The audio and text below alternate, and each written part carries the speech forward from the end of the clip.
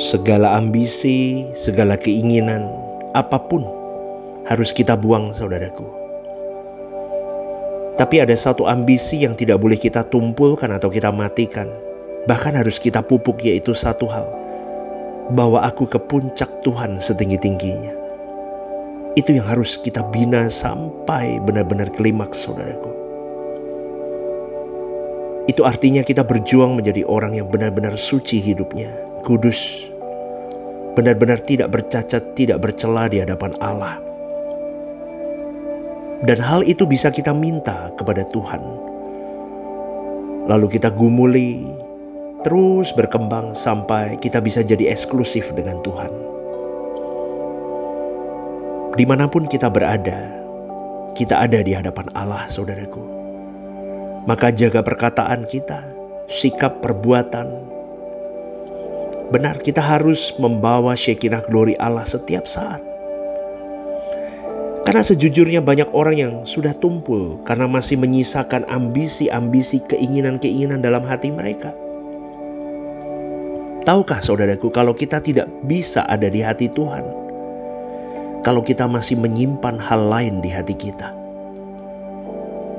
benar, itu sangat pasti. Jujurlah kepada dirimu, periksa dirimu. Kalau ada hal lain selain Tuhan dalam hatimu, Tuhan tidak ada tempat dalam hatimu. Kita harus punya kenekatan seperti pemazmur yang berkata, tidak ada yang kuingini di bumi. Tuhan tahu kita membutuhkan jodoh, anak, ekonomi yang baik, ini dan itu. Masih banyak lagi lainnya, kesehatan dan sebagainya. Saudaraku, jika memang bagian kita, Tuhan pasti memberi. Amin. Percayalah hal itu. Makanya kita harus berani untuk tidak punya keinginan apapun selain Tuhan dan kerajaannya. Kalau masih banyak cita-cita, impian-impian yang masih ada di kepala, di pikiran, di jiwa dan hati kita, sulit, saudaraku. Karena ketika kita meninggal dunia, kita juga tidak membawa apapun. Ingat loh saudaraku, kematian itu tidak ada syaratnya. Siapapun dan kapanpun kematian itu bisa anytime hadir dalam hidup kita. Jadi jangan pernah berkata, aku masih muda, pastor. Aku masih sehat, pastor. Maka Tuhan berkata dalam Matius 18 ayat 3, kamu harus bertobat dan menjadi seperti anak kecil. Artinya kita harus benar-benar bisa dididik, diajar oleh kebenaran firman. Kenapa? Karena irama hidup, selera hidup kita sudah terlanjur rusak, saudaraku. Kita punya refleks tersinggung. Kita suka bohong. Kita suka berpolitik. Kita cerdik untuk berbohong, saudaraku. Dan Tuhan berkata, berjuanglah masuk jalan sempit. Dan fokus kita harus ke situ. Bagaimana kita bisa memasuki jalan sempit itu. Dan itu memang tidak mudah. Tapi Tuhan ingin kau dan saya dididik dengan kebenaran, berjalan bersama Dia, berjalan bersama dengan Dia terus. Tapi Tuhan tidak akan berjalan dengan orang yang masih mendua hati. Sampai di titik ini saya kira kalau kalian memahami dengan benar, kalian mengerti apa yang saya katakan ini, saudaraku. Tuhan tidak bisa berjalan dengan pribadi yang masih mendua hati. Tidak bisa, saudaraku. Sungguh-sungguh mau sempurna seperti Bapa, serupa dengan Tuhan Yesus itu tidak mudah dan mahal sekali harganya. Kau harus punya kerinduan yang bulat, yang utuh. Tapi itu tidak mudah.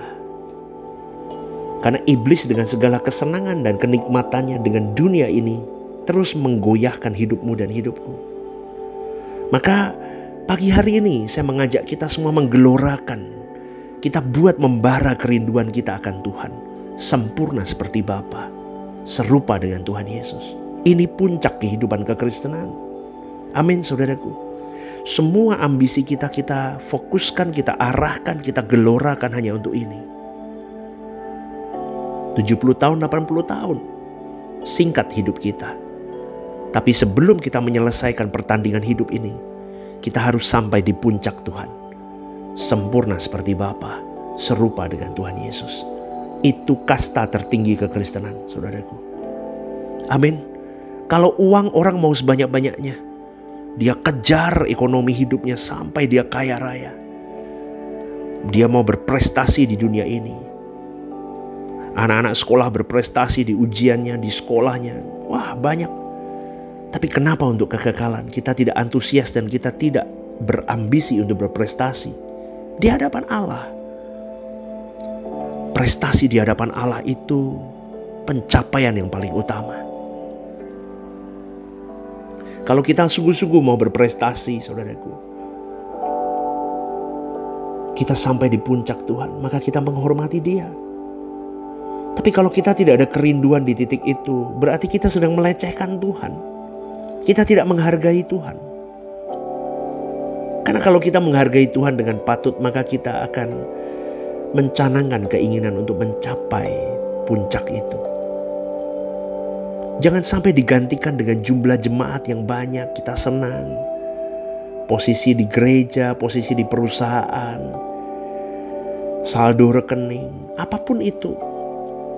Jangan, saudaraku, masalah-masalah hidup pun jangan menenggelamkan kita. Amin, saudaraku.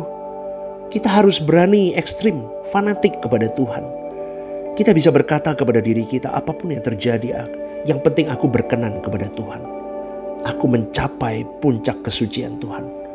Aku mencapai puncak keberkenanan di hadapan Tuhan. Maka mulai hari ini aku akan mengasihi Tuhan Allahku dengan segenap dan segenap. Wah, keren, saudaraku. Yuk kita berjuang bareng ya. Jatuh bangun kita bareng-bareng, saudaraku. Amin. Setiap pagi kita mendengarkan renungan The Message, kita belajar bersama. Kita mau membangun cinta kita kepada Tuhan. Kita ingin jadi orang yang mencintai Tuhan sampai kita benar-benar menggigit. Dan Tuhan itu merasakan. Dari sekian bertriliun manusia di muka bumi ini, Tuhan bisa merasakan bahwa ada 1-2 pribadi yang memikat hatinya, yaitu engkau dan saya. Amin, saudaraku. Amin. Kalau sampai kita memikat hati Tuhan, apa saja Tuhan pasti buat untuk kita. Jangan ragu, saudaraku. Seperti Abraham itu menjadi sahabat Tuhan, dia memikat hati Tuhan. Seperti Ayub memikat hati Tuhan. Apa yang ditakutkan dalam hidup ini? Lihat tokoh-tokoh Alkitab itu. Dia hidup berjalan bersama dengan Allah yang hidup. Allah Bapa yang hidup, Elohim Yahweh itu. Apalagi yang kau takutkan dalam hidup ini? Apalagi yang kau kejar kalau kau tidak mengejar sumber dari kehidupan itu sendiri? Jadi saudaraku, kalau Tuhan berkata, kasihlah Tuhan Allahmu dengan segenap dan segenap. Artinya, Tuhan mau berkata begini, nak, bawa dirimu sampai ke puncak. Puncak kesetiaan, puncak kesucian, puncak kesempurnaan. Itulah bentuk sikap hormatmu kepadaku. Maka Allah akan menandai hidupmu dan hidupku, saudaraku. Berjuang yuk. Pagi hari ini ambil komitmen bersama. Aku mau berjuang sampai di puncak Tuhan. Renungkan ini, lakukan kebenaran ini. Dan share renungan ini, saudaraku, ke teman-teman, ke saudara-saudaramu. Supaya mereka mendengar bahwa kebenaran sejati itu bisa memerdekakan seseorang. Amin. Selamat pagi. Tuhan memberkati. God bless you.